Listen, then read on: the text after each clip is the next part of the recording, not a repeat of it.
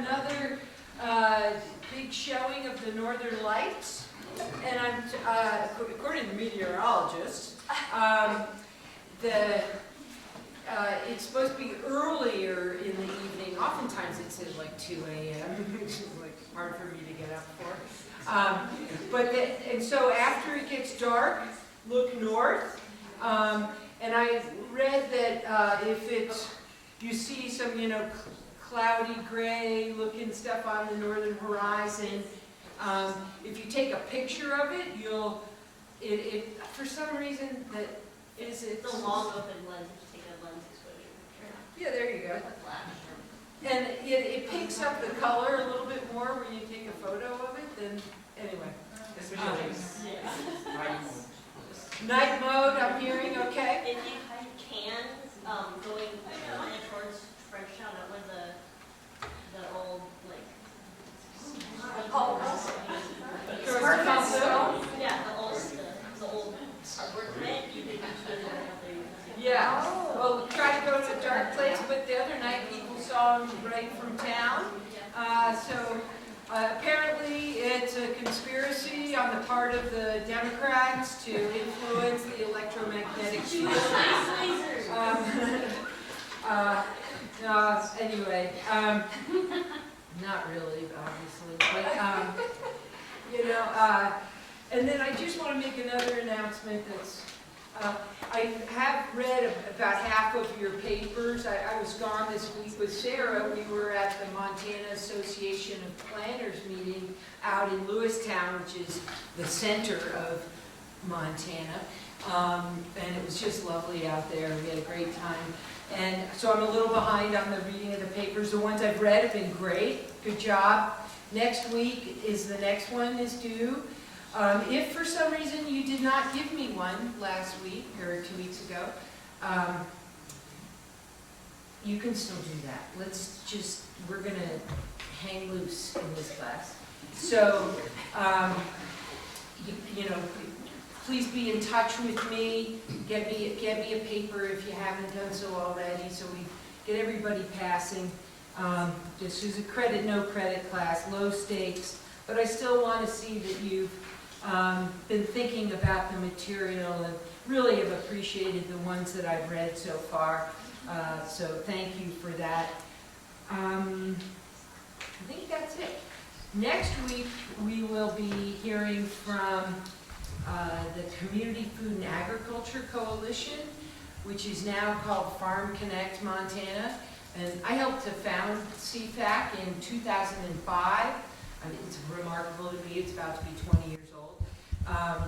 And they're changing their name, and they're like messing with my head just to see how they can mess with it, I guess. No, it's all good. But there'll be several people here from CFAC. All of whom? No, two of the three are alumni of the Environmental Studies program, so you'll enjoy meeting them. And here, they're just doing great work in the community, so that should be fun. But without further ado, I'd like to introduce Sarah Halvorson to you. I sent you her bio, so I'm not going to go through the whole thing in the interest of time, but she's an environmental geographer. She teaches in the Franke College of Forestry and Conservation. She's in the Department of Society and Conservation now, but she's a geographer at heart, and she's also a senior fellow with the Mike and Maureen Mansfield Center here on campus, which is a terrific outfit. She's been in the Peace Corps. She did her PhD at the University of Colorado Boulder. She's done research in Pakistan, Bhutan, where else? Well, yeah, some other places. In Africa, and here, she knows a lot about Montana. She did an exchange in Germany last year. Sarah is very worldly, as you can tell, as a geographer should be, I guess. No, Sarah's terrific, and her expertise is in water policy, You're going to hear about some of her work that she did in Bhutan. She will be teaching, hopefully, a course next semester, Environmental Planning, which I highly recommend. Great course. If you don't get that course with her, get another one. She's been on many environmental studies, master's committees, and she's a great person to put on your committee. She really helps her students to get published with their research. Afterwards, she and I recently were on a paper together about a seed network here in western Montana, and that was really fun to get to collaborate. So Sarah's really wide-ranging in her experience and knowledge. Ran the Mountain Studies program here on campus for a long time. Just terrific scholar and practitioner, and so encourage you all to get to know her, and tonight you'll get to hear from her firsthand. So thanks for being here. Wow, what an intro. Thank you. We just did a road trip. Yeah. It's such a fun road trip. I'm sad our road trip is over. Is this too loud or is this okay? My voice is kind of loud, so it kind of sounds like I'm shouting. But yeah, we really were in the geographic center of Montana, which was so cool. There's a plaque. Well, it's not a plaque. It's a tile rectangle in the pool at the Yogo Hotel that you could go and stand on and be like, yes, I'm in the geographic center. It's cool, yeah. Okay, well, thanks so much, Neva, for that introduction and for the invitation to be here. I'm delighted to join the conversation on food and farming and climate change. It is just so neat, Neva, that you organize this community and campus lecture series and have sparked all of these conversations. I've attended a couple of your lectures already, and I plan to attend more, so I look forward to seeing all of you again. And tonight what I'm going to do is share with you an applied project. So you'll see the applied pieces of it. There is a research component, so I'm going to show you a little bit of data too. This project centers on strategies around climate resilience in Bhutan's food systems. And I'm just curious, I'm going to ask a couple questions just so that I have a good sense of all of you. How many of you are undergrads? Okay, and then the rest of you are grad students? Okay, and have any of you been to anywhere in the Himalayan region? Oh, where have you been? I've been to Bhutan. I studied abroad there in undergrad. Great, Yeah. okay. Through the field studies? I was in Karen previously at UC Davis. Okay. I don't know her, but she wanted to be professor. Great. Yeah. Okay, great. Well, so you can chime in. Yeah. Okay, so I just want to first start out with some acknowledgments. This presentation, this work would not at all be possible without the involvement of the people I've listed here. First, of course, the farmers who participated in the work that we've been doing, and then my wonderful Bhutanese collaborators. They actually invited me to join them. So this project is really a passion project of theirs, and I just happened to have the opportunity to work with them and support their research interests as well as the work and outreach to farmers.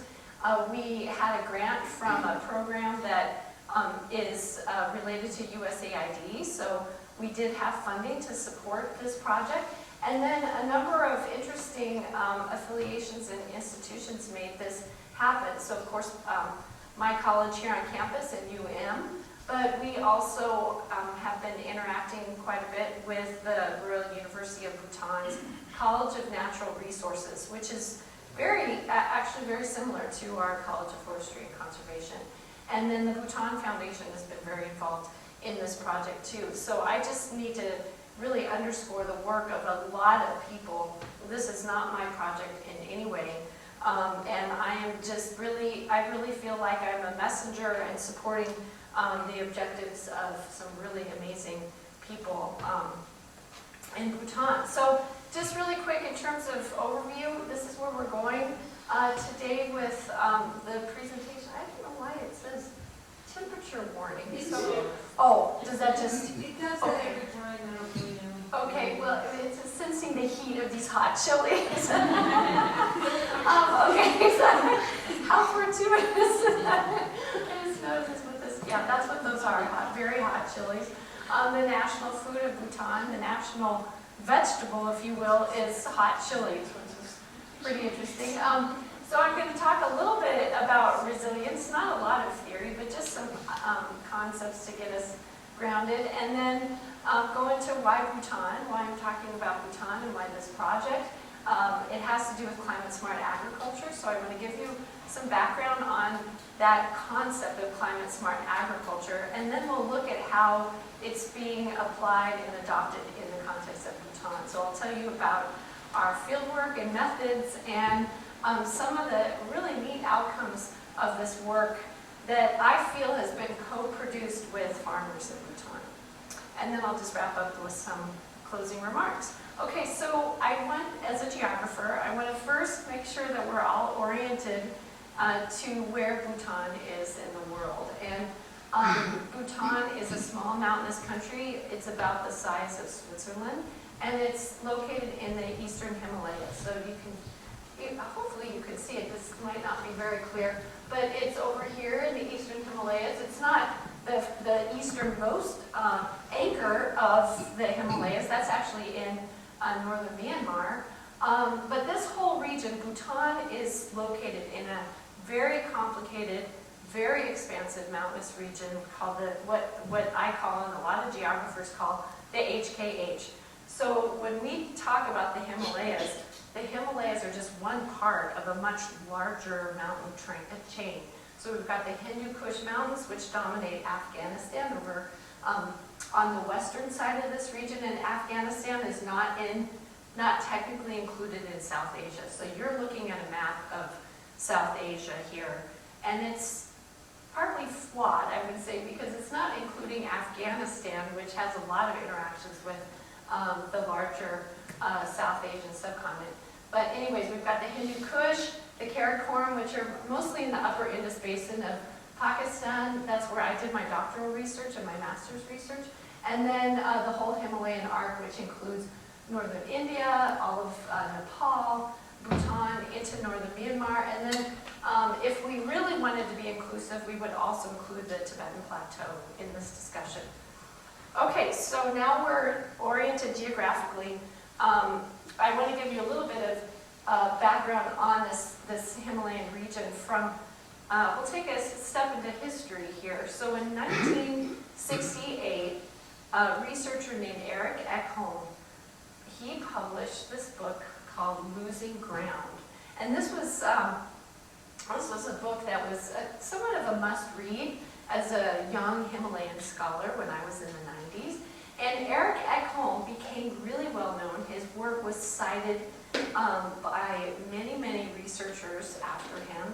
And he put forward this idea of the theory, it's called the theory of Himalayan environmental degradation, or HED, H-E-D. And he argued that the region was in crisis. So this was 1968, right? So 55 years ago. And he argued that the region was in crisis because small farmers were managing their land very carefully, but they didn't know how to farm, they were clear-cutting forests, they weren't good land managers. He basically ignored a lot of the external factors and structural factors and historical factors that have influenced this region. And he argued that the whole region was heading towards a social and environmental collapse. And he based his analysis on these very large floods that were occurring downstream of the Himalayan mountains. He really ignored the fact that these mountain systems are systems that flood. Flooding is part of the way these rivers work. And we see that right here in North America. We can look at many examples where that holds true. And so there were lots of problems with this whole HED or HED theory that he put forward. However, that theory sort of took root in the discourses around the Himalayan region and continues to rear its head in ways that are very problematic. And it's problematic because there's notions about what's happening in the development of this region that aren't based on really good observations and data from the region. And so, just a recent example, last summer I was over in Germany doing my research and working on writing, and I came across the Kathmandu Post, which had an article about the Himalayan Challenge and the persisting influence of Eric Ekholm's book, published in 1968. The persisting influence on how the region is thought about as this region that is like teetering towards crisis, like teetering towards social collapse. It's on the brink of social and ecological disaster. So that narrative feeds into the ways in which local people are seen by external entities and can be really problematic. So I want to give you that background just so you have a sense that Bhutan is situated in this region that's thought of as being prone towards crisis or super crisis. And I'm going to show you some examples and talk about a situation in Bhutan which couldn't be more from the truth. Okay, so we need to spend a little bit of time talking about resilience because I'm centering this discussion on this idea of resilience. And climate smart agriculture is about supporting resilience within agricultural and food systems.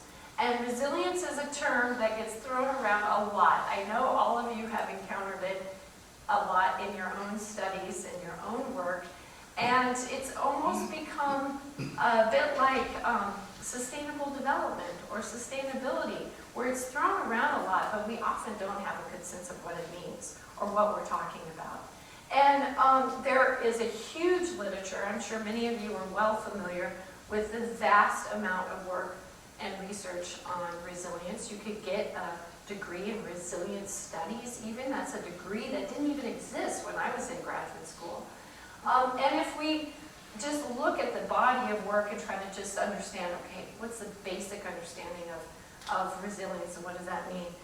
This is kind of a rough definition. So it's the ability of a system to react or cope with change in the form of, so that change is in the form of shocks, which can be temporary shocks, or stressors, which tend to be persistent, longer-term adverse trends. So that's what we are talking about when we talk about resilience, is that ability to adapt to these different types of shocks and stressors that exist in a system.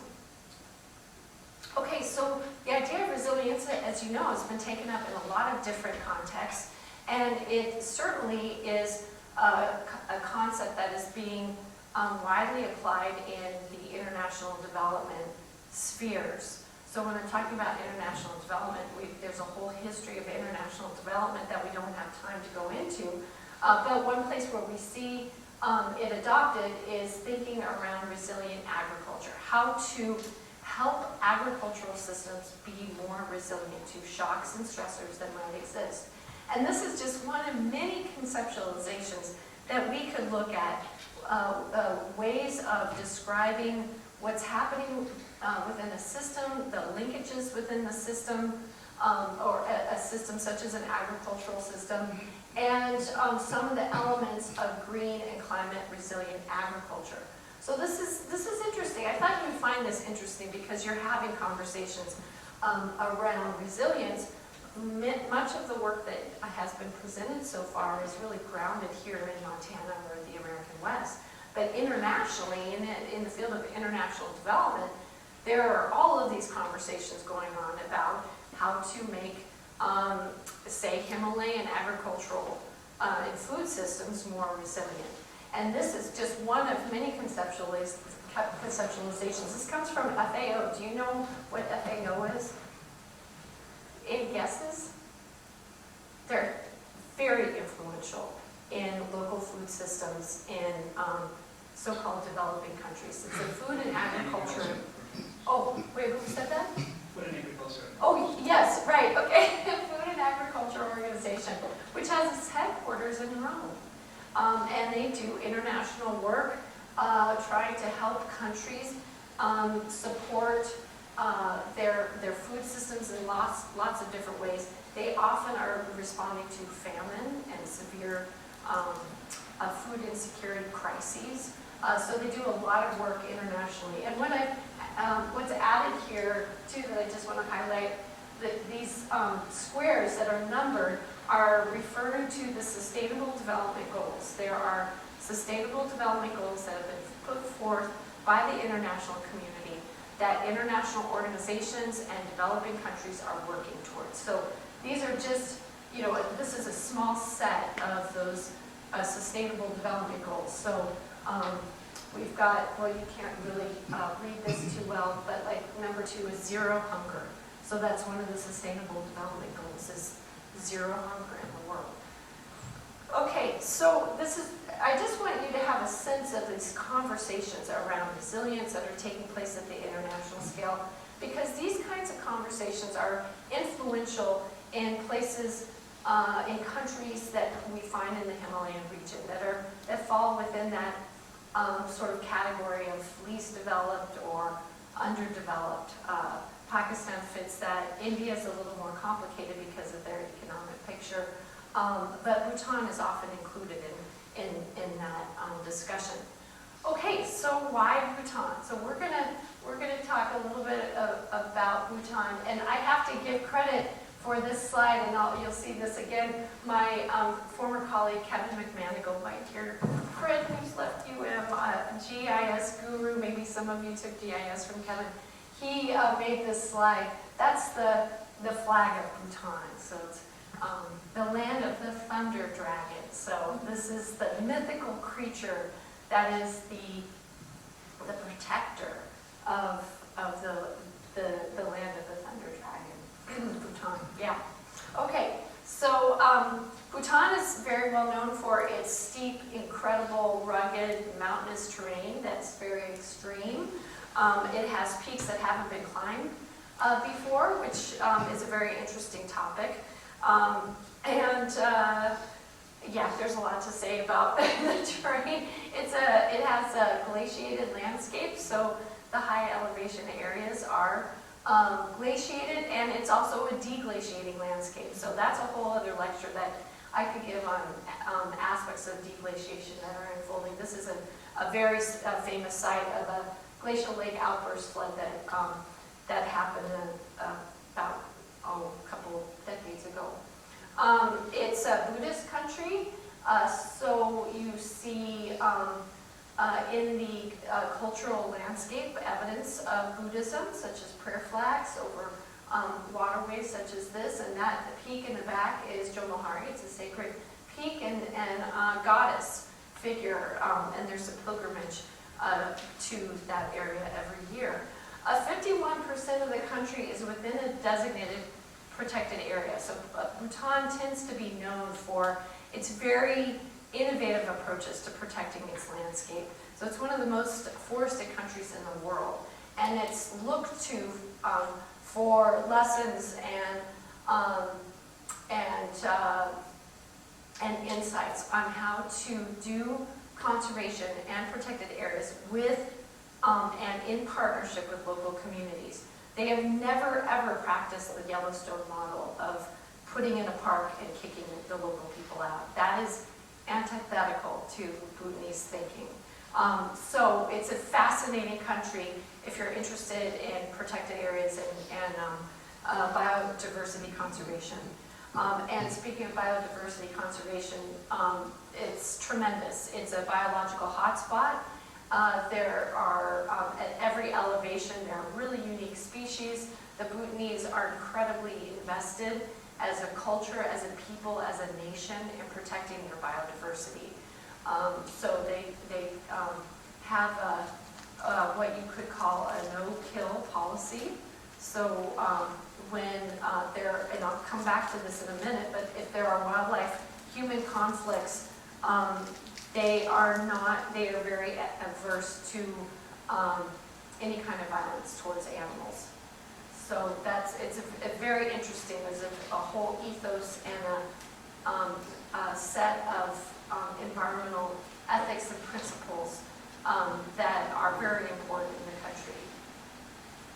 Okay, and the country is also known for the fact that it is a kingdom. It's a royal kingdom of Bhutan. There is a parliament that was created. The country's gone through a lot of governance changes recently, which is really fascinating if you're interested in political science. The royal family is revered, highly respected, and the royal family is also deeply engaged with the local level.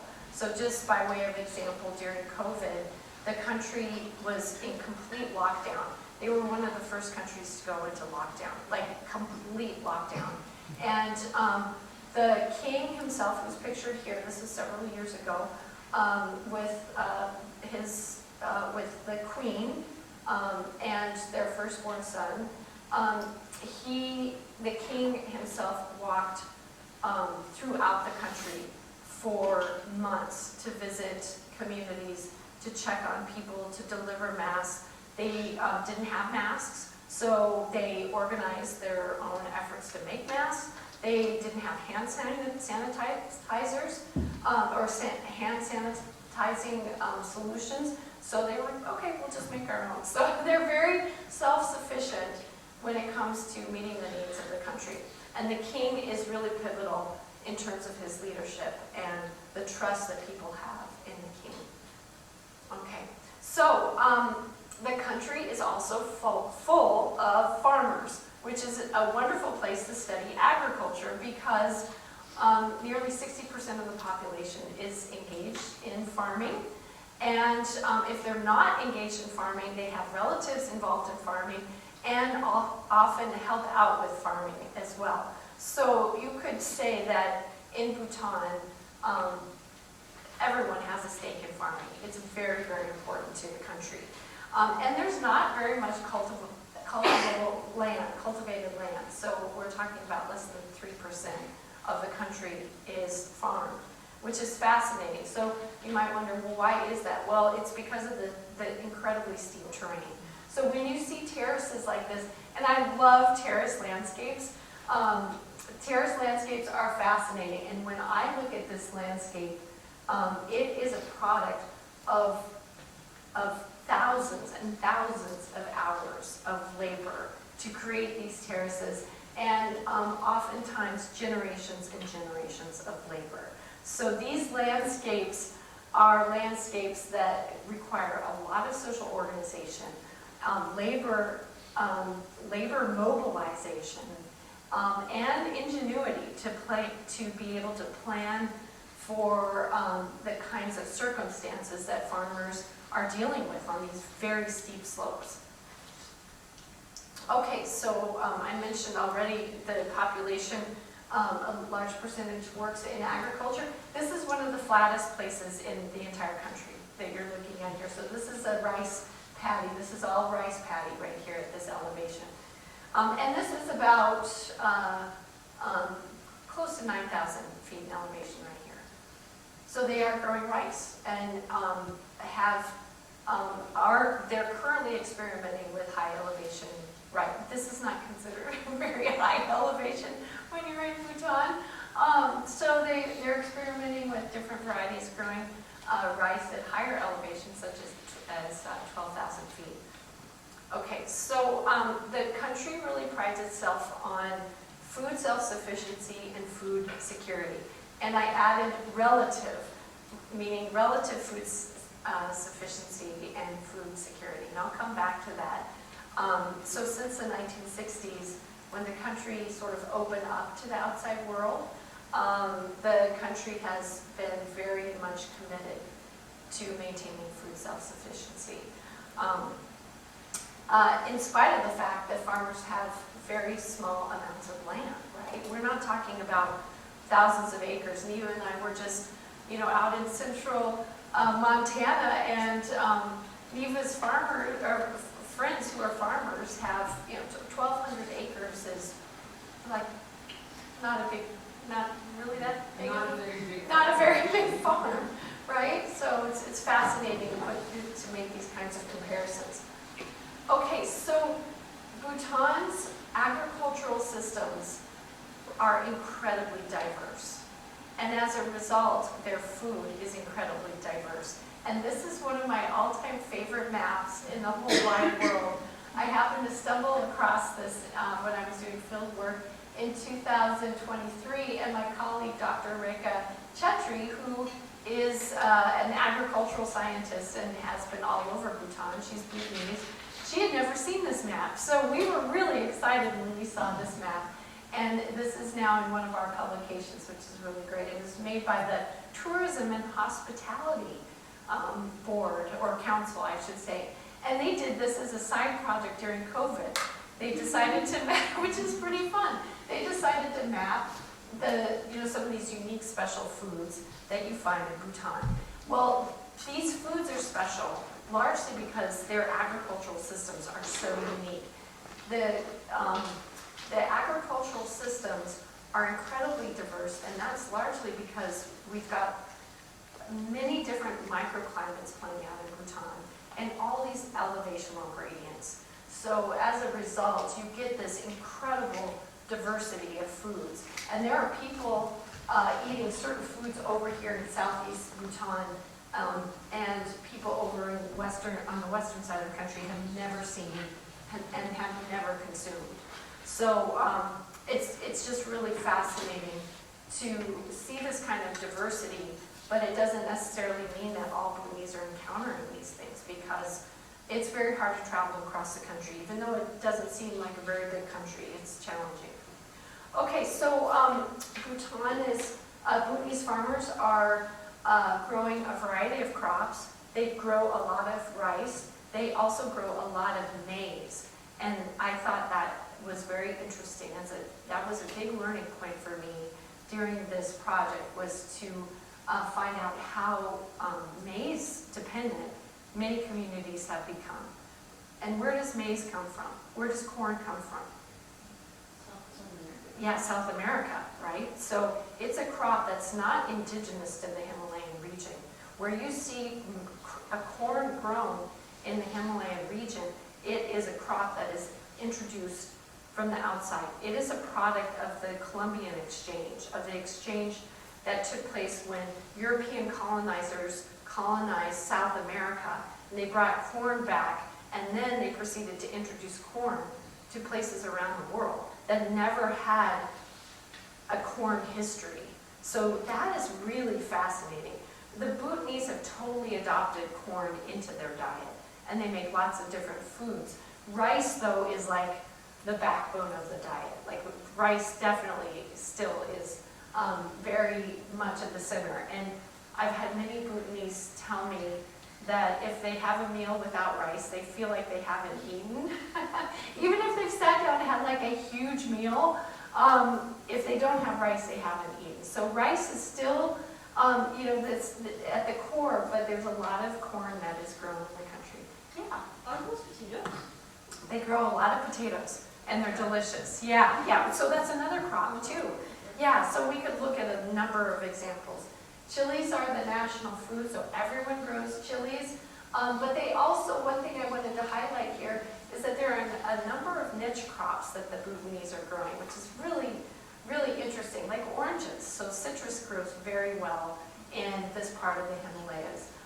Apples do, and then cardamom, the spice cardamom, if you ever use that. They're growing cardamom, really nice cardamom. Cattle, they do have some what they think of or would call sort of indigenous breeds.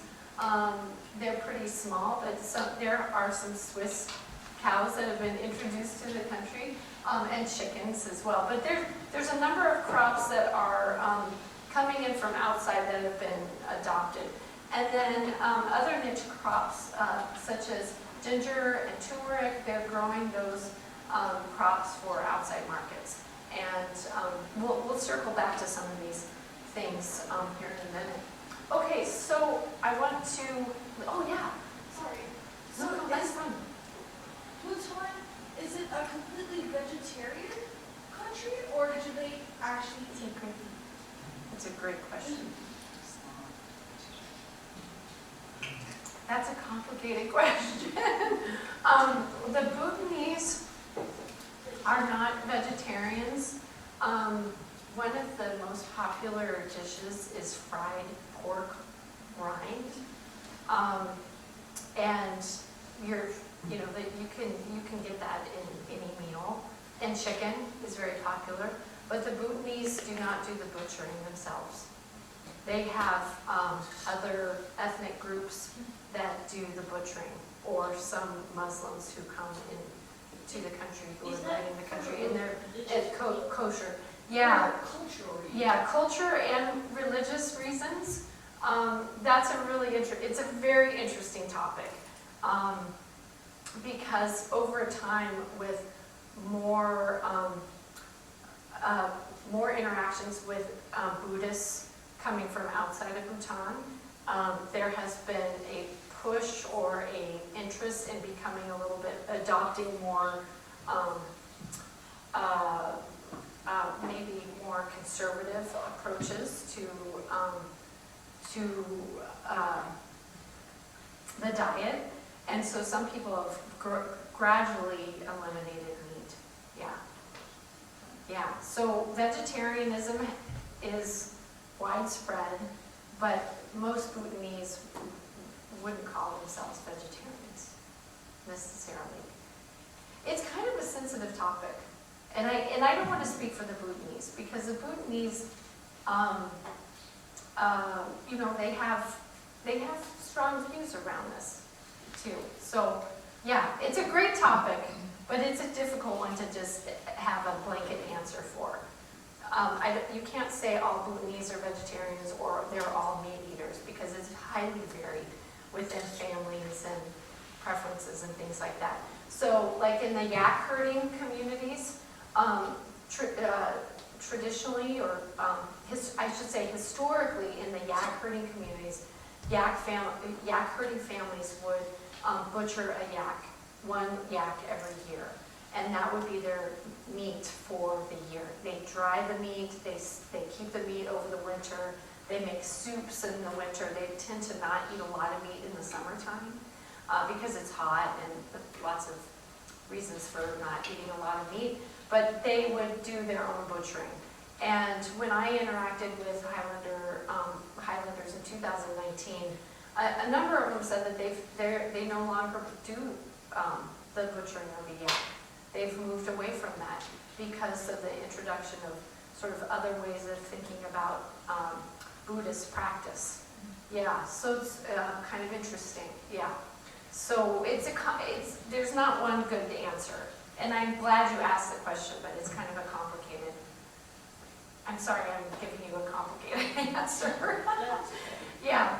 Okay, so let's talk a little bit about what's happening with climate change in this region. And so the Bhutanese, they're heavily dependent on agriculture, and hopefully you have that picture. This is a fragile mountain ecosystem, fragile for lots of reasons. It's a seismically active region, and there are lots of environmental changes taking place. In parts of the country, we've got deep glaciation that has been underway for decades. That's having a big impact in some areas. And so the vulnerability around climate change has lots of implications for food security in the country. Okay, so some of the signs of changing climate conditions that we see in the eastern Himalayas and in Bhutan are similar to wider patterns that we're seeing throughout the region. So many of these changes that I'm highlighting here are ones that can be observed in the western Himalaya and also in the central Himalaya. So this is not just specific to Bhutan. One big phenomenon a change in a phenomenon is changing monsoons, shifts in the monsoon patterns. And the monsoons are a wind that brings in moisture into the region. And the shifts in the monsoon are important because the monsoon is associated with precipitation. And if you have shifts in the monsoon, it means that precipitation is not falling at the times when you would expect it. So if you're a farmer and you've expected to see rain in early June, you might not be seeing rain in early June in Bhutan. You might see rain at the end of June. And when you normally expect the rains to kind of wrap up and dwindle in September, in these kinds of changing circumstances, the rains might persist into October or even into the end of October. So those shifts have implications for water supplies, rainfall. They've seen droughts. This is not a country that has a history of much drought. So I've talked to farmers who say they've never experienced drought in their communities before. So that's a big change. There are these frequent, what people call freak events, like freak weather events, hailstorms, windstorms that are unexpected, and then appearances of new diseases and pests, so the persistence of pests and new pests. So there's a lot of changes that are happening that people are needing to adapt to. They've also been noticing an increase in damaged crops, damaged paddy fields. So paddy, when we talk about paddy, we're talking about rice fields. And then people have perceptions that there is something happening in the climate and that there's they're at increased risk to a climate change disaster. So I don't have a sense that they're having debates about whether or not climate change is happening or not. They're seeing changes in their environment, and those changes, their observations are very important because they're very tied to the land.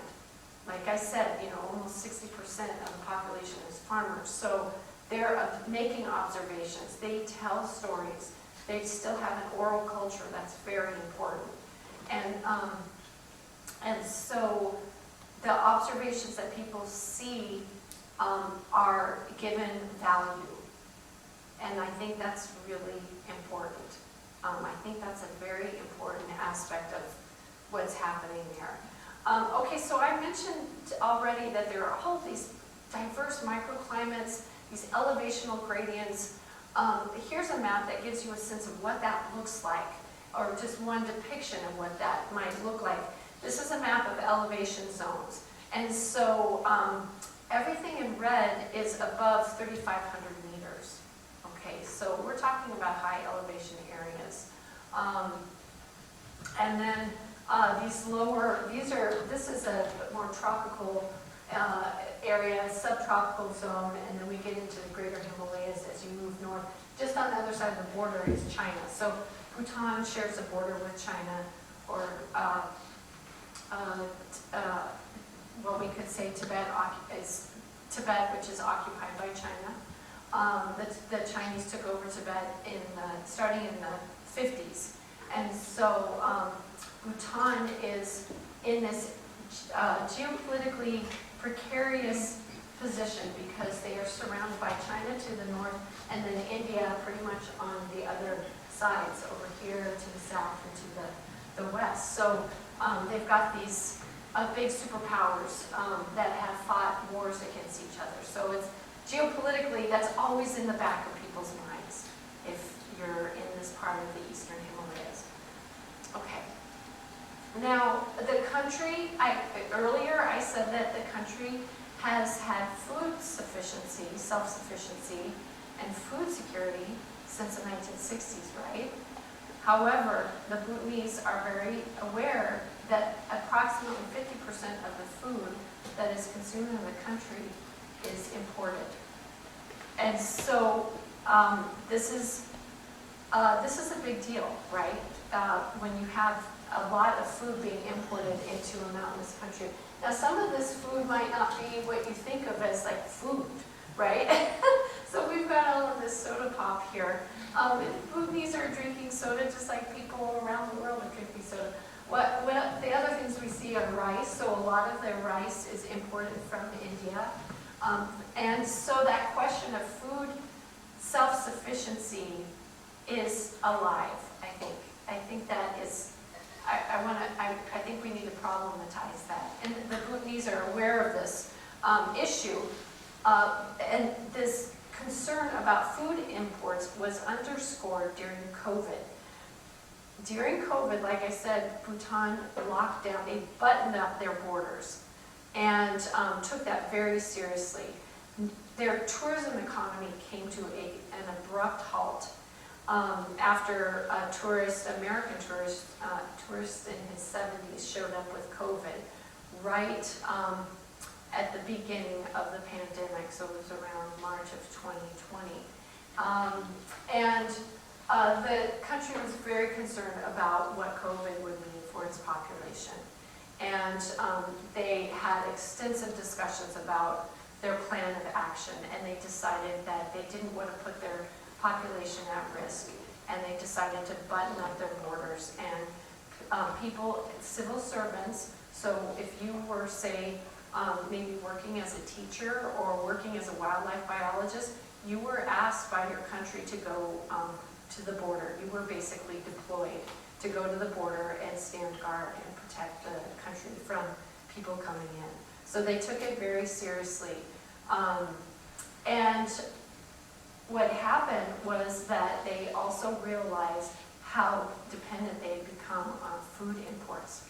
Because when they locked down the borders, that led to an abrupt end in the imports of, say, chicken and poultry products from India, or rice from India. And so gradually the awareness of this issue of food dependency became underscored for the Bhutanese. And so during this situation, the COVID-19 crisis led the Bhutanese to start really thinking about food self-sufficiency in a very real, meaningful way. And they had a lot of discussions about how to engage the population in growing their own food, especially the younger people, because younger people, like younger people around the world, have moved out of agriculture. And so the Bhutanese said, well, let's figure out ways to get our young people who would be, maybe going to school, get them involved in agriculture. So they launched all kinds of innovative projects to re-engage the population in agriculture. And many of those projects and efforts are still underway. So some very exciting things came out of this unfortunate situation that the global population was dealing with. Okay, so let's shift a little bit into the topic of climate-smart agriculture and where that fits within the Bhutanese agricultural sector. Well, the Bhutanese have been thinking about climate-smart agriculture for a while, even before the COVID-19 pandemic. So this is very important because climate change, they have been witnessing climate change unfolding and having lots of discussions about how to respond. And the government decided to adopt climate-smart agriculture in what is called the 12th five-year plan. So in South Asia, all of the countries have these five-year plans that they develop and work on. They're sort of like a strategic plan, laying out a set of goals to work towards for that 5 years. And in 2018, they brought climate-smart agriculture directly and quite rootedly in this document, the 12th five-year plan. Okay, so the climate-smart agriculture framework that the Bhutanese adopted is not in isolation of gross national happiness. So I would be remiss if I didn't mention gross national happiness, because all plans and policies, be it conservation, food security, public health, child development, what have you, all efforts come within the framework of gross national happiness. This is the guiding framework for the entire country. And it's such a beautiful, remarkable thing. And I can talk in more detail about the history of gross national happiness if you're interested, if we have time. And so gross national happiness has 4 pillars. that are the pillars that guide action in all of these different sectors. And the pillars include sustainable and equitable social and economic development, environmental conservation, preservation and promotion of culture, and then good governance. So what's fascinating about gross national happiness is that environment is not delinked from economics, like we tend to do in many different contexts. Rather, in this case, environment, economics, culture, governance are all bound together. They're all seen as reinforcing each other. One cannot be delinked from the other. So it's a very interesting way of thinking about how to govern a country and all sectors that matter for a country. So climate smart agriculture is, at its core, is informed by these principles that are the framework for the entire country. Okay, so when we talk about climate smart agriculture, what do we mean exactly? So we're talking about food security, that's one component, adaptation to climate change, and mitigation as well. So those three components are part of climate smart agriculture in the Bhutanese context. And I'll give you some examples of these here in a minute. So climate smart agriculture is attached to a lot of tools and technologies. There's a vast array. And this is why it's kind of confusing and hard to define. Actually, when I started studying climate smart agriculture, I had a hard time finding one solid definition that all organizations and all countries and all entities were using. It actually really doesn't exist. And there's kind of a flurry of definitions. And that's maybe a good thing or maybe a bad thing. It's a bad thing in that people have a hard time understanding what it means. What are we talking about? But then maybe it's a good thing because it's very expansive and can accommodate various circumstances and contexts from country to country. So climate smart agriculture, in my mind, has become sort of an umbrella term you could think of. And a lot comes under it. And here's just a list, kind of a sampler of the types of tools and technologies that come under climate smart agriculture. I thought I would just include this just so you have a sense of what we're talking about on the ground. What does this look like? So the three pillars that I showed you, those are very conceptual, like adaptation and mitigation. But what does that look like on the ground? Well, those concepts are manifested in specific tools and technologies that might be adopted in the locale where this is being applied. So there's a lot of different things that are coming under here, under this category, or umbrella term, I should say, of climate smart agriculture. Okay, so in 2017, when the country of Bhutan was thinking more strategically about climate smart agriculture, this was before the launch of their 5-year plan, well, the World Bank came in and did sort of an assessment of the status of climate smart agriculture in Bhutan before the country launched into this 5-year plan. And so they have a report. It's a 2-page document. If you're interested in it, I can send that to you. And they summarized in this document that farmers' awareness of CSA and the associated opportunities and challenges is poor. But this is their assessment of kind of the state of climate smart agriculture. The availability of CSA technologies is limited, and farmers do not have any safety nets or alternative sources of livelihoods if investment activities fail. So I took that statement, I took this up to ask the question, well, is this really the case now?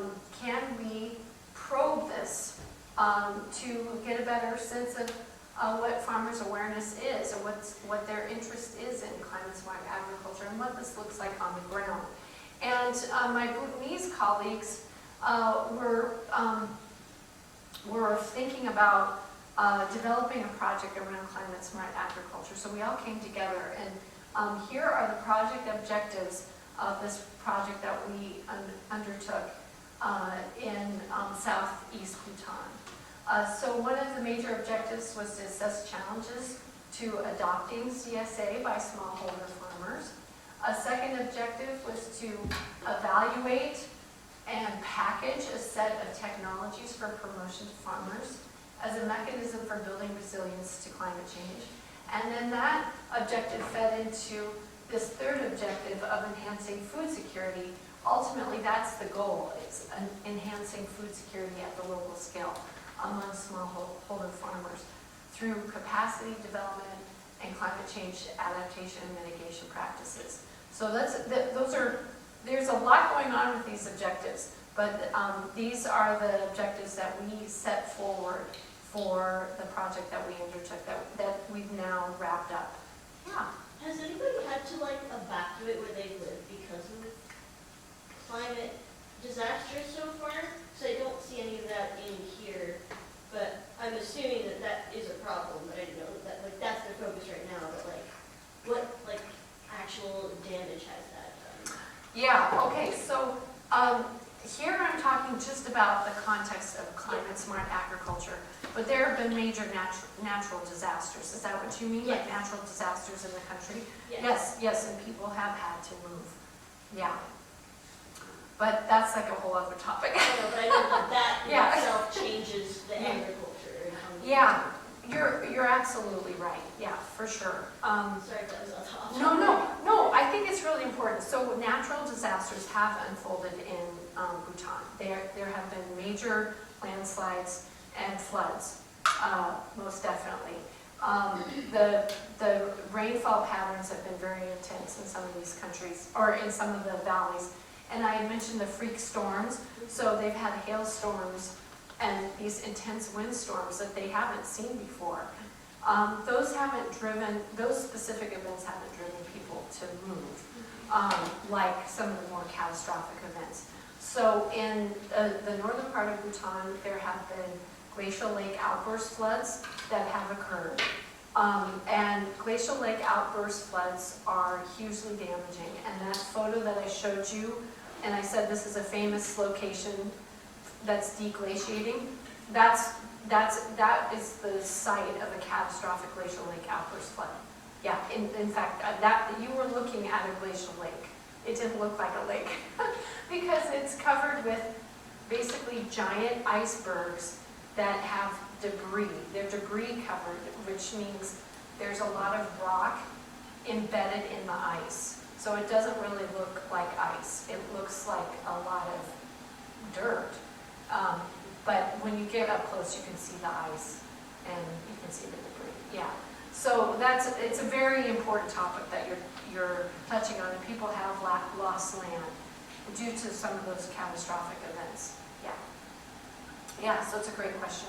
And then farmers have lost crops due to pests and diseases that have wiped out their crops. So that's a different type of catastrophic event, maybe not a geomorphic environmental hazard, but it's a different kind of hazard that is unfolding. Yeah.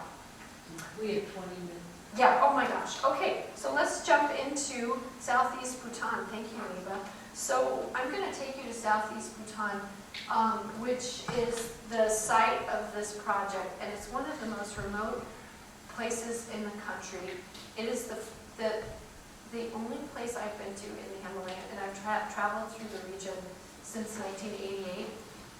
There is no tourism economy in this part of Bhutan. In fact, I was told I was the first Western I wasn't there as a tourist. But yeah, it's very remote. It's really hard to get to. And it's the land of the blissful lotus, which is so beautiful.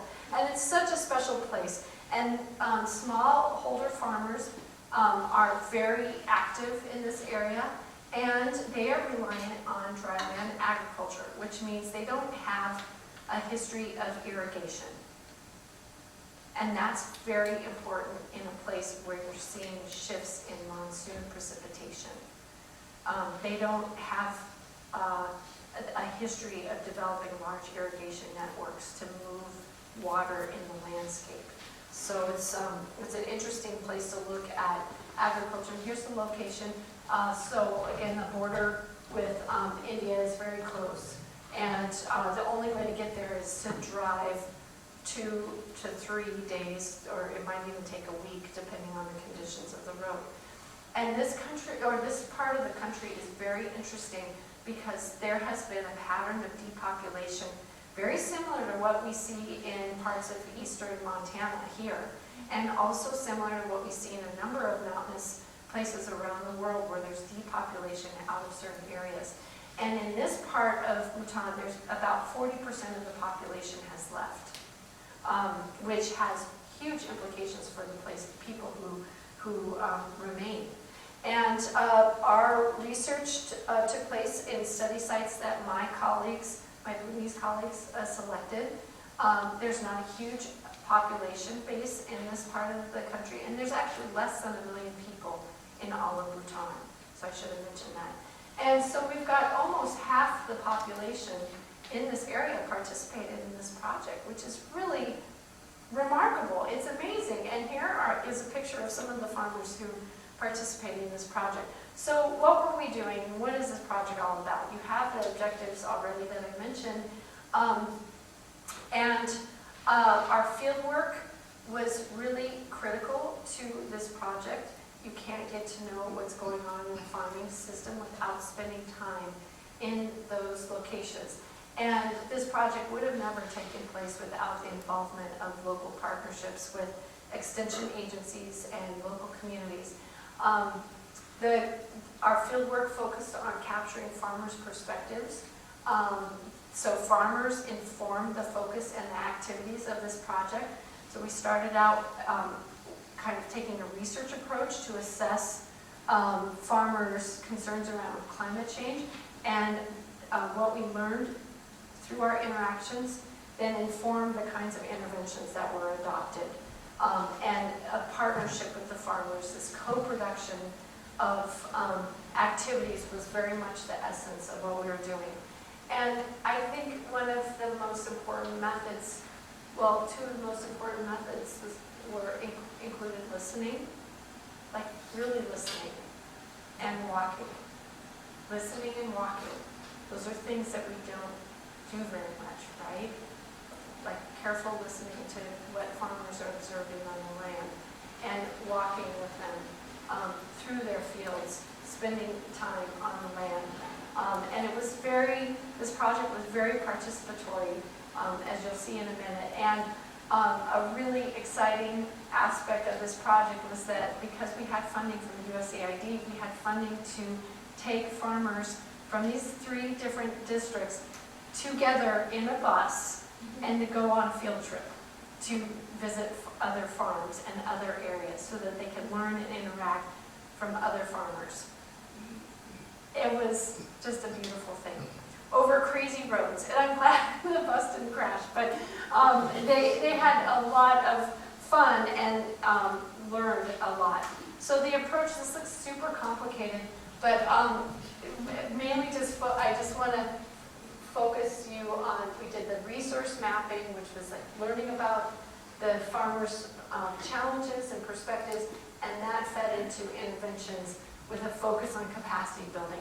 So all of the interventions, and that's kind of a weird word to use actually, but all of the activities that came out of this project were aimed at supporting farmers in what they're doing, building their own capacity, rather than writing reports for distant development organizations. Okay, so let's look at some of the data. We had 248 farmers participate in this project, and a first line of activity had to do with getting a sense of what their challenges are. And plant protection from pests and diseases ended up being the standout for farmers in this area, and then wild animals. It turns out wild animals are really challenging for the farmers in this area.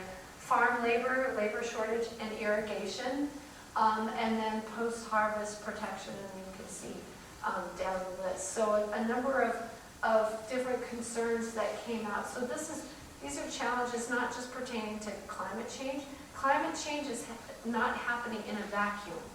It's part of a larger context. And I think the challenges that you see that farmers are speaking to reflect that larger context. Okay, so the wild animals issue is such a big concern. So farmers spend the night not in their beds, but in these watchtowers. This is one of like a very common watchtower. They will, like a wife and a husband will be in their own watchtowers, and the neighbors will be in there. They communicate across the watchtowers, and they stay up all night, guarding their fields from porcupines and monkeys primarily. There are some deer in this area, but the porcupines lead to a lot of devastation in fields. So what to do with wild animals? They take a nonviolent approach. So it's challenging. So they stay up at night. They scare the animals with torches, fire, and then build fences. They're experimenting with a lot of different kinds of fencing to address this. And the issue with the wild animals is actually related to depopulation, like fewer people in the region. So I don't want to get too sidetracked. Another interesting revelation from the initial project was that women are incredibly involved in the agricultural systems in this part of Bhutan. That was sort of missed. I mean, women are very active in Bhutan and have equal rights in the country and can own land. It's a very different situation than what we see in the Western Himalayas, such as Pakistan. Interestingly, men and women are very active together in making decisions. And this was important because some of the outreach to farmers has not included women farmers. And so it's really important that women are included. Women are growing the bulk of the food around the world. That's not a new thing. We have decades of research that supports that, but we still need to work on this issue of inclusive approaches. We wanted to know where farmers are getting their information. That's really important, especially with climate challenges. And the extension agents and individuals are still very important messengers in this context. So here we are on the field with one of the extension agents, this fellow right here in the middle, and he lives in this community, he knows all the farmers, he's a farmer, and the extension agents are very well trained. So the Bhutanese have a whole approach to supporting their extension agents that we don't see as robust in other parts of the region. One major finding of this work was that there are farmers in this area who are keepers of seeds, and my colleagues did not know that they are still growing some of these millets. They had no knowledge that these millets are being produced in this part of Bhutan. So that's really, really exciting. There's a whole tradition around 9 sacred seeds. And so they're still keeping those seeds. This isn't necessarily those 9 seeds, but I just love this picture. It's so beautiful. So amaranth is grown and different kinds of millets, which is so exciting. Last year was the International Year of Millets, which is, you might have known that already, which is so yahoo! And it's such a sustainable crop. In this part of Bhutan, the millets are highly adapted to the unique microclimatic conditions. So it's very, very exciting to see that these crops, these legacy crops, are not extinct, that they're actually there in these communities. And the farmer I just showed you, she was super protective of her seeds.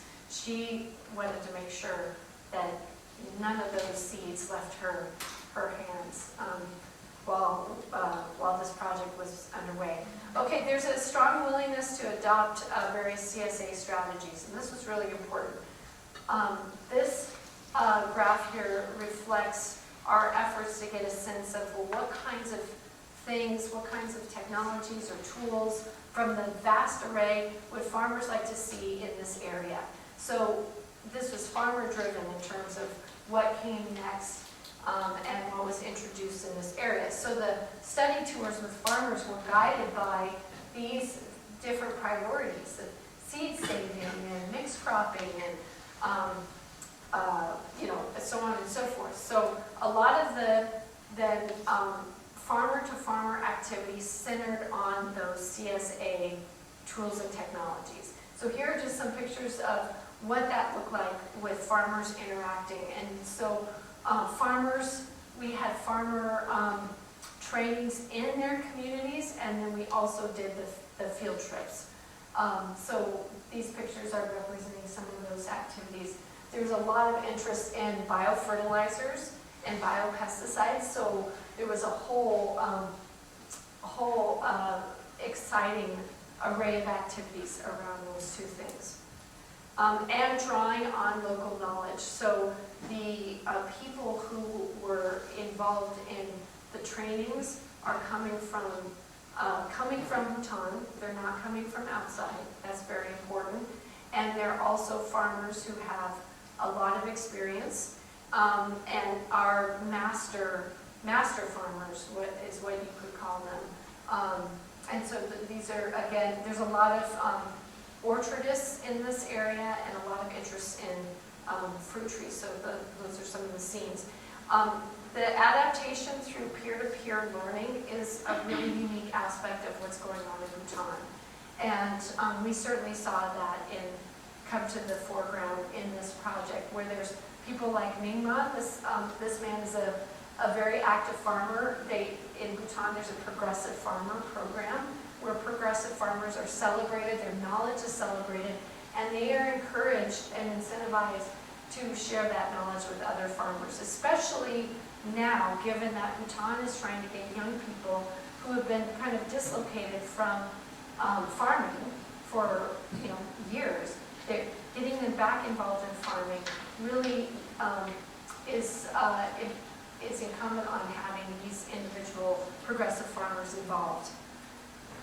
And so we have lots of examples of that peer-to-peer learning that took place during the field trip and also on site. Okay, so the final aspect of the project was listening to farmers about their interest in different materials, equipment, technologies, and then seeing those materials implemented and then monitoring the outcomes. And so one big concern in this area is water storage. They have never had to store water. They don't have a history of drought. And so this is a critical issue for them. They have springs drying up, they have reservoirs drying up, or like not reservoirs, but natural ponds that have been in their villages for living memory. And so this is not the perfect solution, bringing in giant plastic barrels. But this might be a stopgap measure until other designs or other innovations could be adopted. So just getting these barrels to these villages was incredibly arduous. So we followed this truck. We were there on delivery day, and the barrels were flying off the truck, and you can see that one guy like pushing, trying to get him to stand on the truck. And then they just had received their barrel and the piping. He's going to use that in his orchard, which was taken out by a landslide. This is a small-scale landslide, but it destroyed his whole lemon orchard just during this project. So they're waiting to mobilize. This example of a polyculture system. We've got a lot of experimentation. These farmers are super excited to experiment with new approaches like biofertilizers, learning from their peers. And so a whole network was created through this project of farmers who can contact other master farmers to learn how to do some of these things. This is intercropping of legumes and potatoes that these farmers right here learned during their project, and they're already doing it. Like, just season of the project, and so that's very exciting to see. This is the farmer I just mentioned whose field was wiped out by a landslide, and he's going to be rebuilding a structure that he lost as well. So this gives you a picture of how dynamic this environment is, and also how precarious some of these slopes are that farmers are utilizing. Okay, so just to summarize some of the outcomes, there's a lot that I could summarize, but some of these are some of the big take-homes that are really tangible things that are doable and affordable, and they're not complicated, and there's ingenuity in place. This is so far from the super crisis narrative of Eric Ekholm.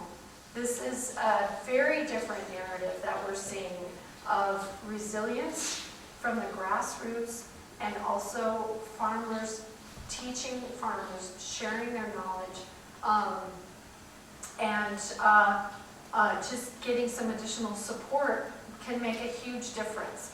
There was a lot of learning that took place with a very small budget, which is a remarkable thing. And that's a lesson for the international development community. We don't need multi-million-dollar projects to have some really positive results. Okay, so what are some two big take-homes that come to my mind from this work is resilience through foresight. The Bhutanese are seeing climate change, the precarity of climate change in ways that are quite remarkable, because the Bhutanese framework in Bhutanese Buddhism, change is inevitable. Change is not something to be feared. Change is part of the way a system works. And so the foresight is important here, because they have foresight to be thinking about change in a way that maybe doesn't always happen in a lot of places. There's something very profound about that. When you take change to be a given, it shifts the mindset in pretty remarkable ways. And I think that has implications for resilience. And then the other thing is that the context of climate smart agriculture, the context in which this is taking place, in which climate smart agriculture is playing out, this version of it in the Bhutanese context is really unique, because it's building upon a foundation of honoring knowledge, of honoring farmers, of recognizing that farmers are really critical, and that food security is important to national security in a precarious geopolitical neighborhood. So that's very important to reflect on, I think. Okay, and then I have lots of recommendations for policy and practice that come out of this work that this is all really I've already kind of touched on a lot of these things, but the support for local experimentation is really exciting, because this is just not the narrative that you hear about development in agriculture and food insecurity in South Asia or the Himalayan region. And that's so important, I think. And then this final piece, the trust in governance and leadership, has resilience effects in Bhutan. We can see those resilience effects. Oftentimes, governance and good government and trust in leadership is sort of delinked from resilience. But in the case of Bhutan, we can really see the resilience effects, I believe. Okay, so here's a picture of governance. This is a parliamentarian who walked days to get to this site, and this is not in our field site. This is a different part of Bhutan. This is northwest Bhutan. The health minister and a parliamentarian from the government, the leadership of Bhutan, they are out in distant corners of the country meeting with people and having conversations. It's really hard to get to these places, and they hike like everybody else. That's important to interact with citizenry and to hear their concerns. And we decided to, I just want to say, this is my last slide. I just want to say thank you. I'm going to come back to this, this question about governance. This is my one yak. I had to throw a yak in here. There are no yak in southeast Bhutan. But I had to include this, and I wanted to show you what we are sharing with policymakers. So because of the kind of the hands-on approach that government leaders take in Bhutan, we decided that we would participate in developing what's called a communications product.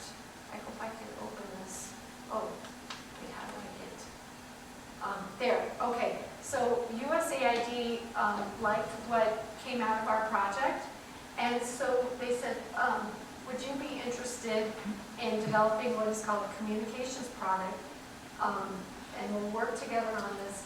And this could be something that we could share with leadership in the country and development organizations in the Himalayan region, or international organizations that are interested in climate-smart agriculture and supporting small farmers. And so we developed this communication product. It's just a couple pages long, but it highlights outcomes from this project and emphasizes ways of supporting local farmers with information and tangible, affordable practices. And so hopefully, this will... I know, isn't that cute for the conflicts? Well, yeah, it's very fitting because the Himalayan porcupines are really destructive. And so this is in the final stages, and we'll be heading out to ministry folks and others. And I'll wrap up with the last. Here's a picture of that in Zonka. So it's translated in Zonka, so the Bhutanese can read it. This is the national language of Bhutan, and that's what it looks like. It's just a beautiful script. So that's exciting, that some of these messages will go from one of the most remote parts of the entire country. They'll be communicated to decision makers in the capital and throughout the country to hopefully encourage more climate-smart agriculture in these types of formats. Yeah, question. Hey there. So I have a question related to that slide that showed the division of different crops within Bhutan. I was struck by the fact that maize and potatoes, which, like you pointed out, are both from the Americas, took up about 25 or 30% of the total crops in Bhutan. Yeah. My question is just, do those crops specifically add to the resiliency of the farming process in Bhutan, such as to the addition of those crops to the diversity of crop rotation? And is there a possibility that potatoes or maize are actually drawing out more nutrients from the soil and are actually detrimental to the resiliency of crops in Bhutan? Yeah, great questions. We need you to figure that out. Well, I'm asking because I'm not an agricultural scientist, so I was just curious. Great question. Yeah, it's a great question. It's very specific too. I can't answer that question. But I should say that this project, we had and I didn't really talk about it, but we had a soil analysis component. Soil samples were taken from fields and analyzed, and I didn't include any of the data. But an outcome from that was to encourage more work on soils in the country. The other thing I should mention is that the country, for the most part, has steered away from a lot of petrochemical inputs. So it's mostly organic. Which is, I was interested that credit was at the bottom of the list of concerns. And I think in other parts of the world, credit is up high Yeah. because they're buying petrochemicals or gasoline or whatever machines. And Yes. so that was really striking to me. That's such a great point. The first time I went to Bhutan was in 2002, and during that trip, actually that was a trip with a small group of UN students.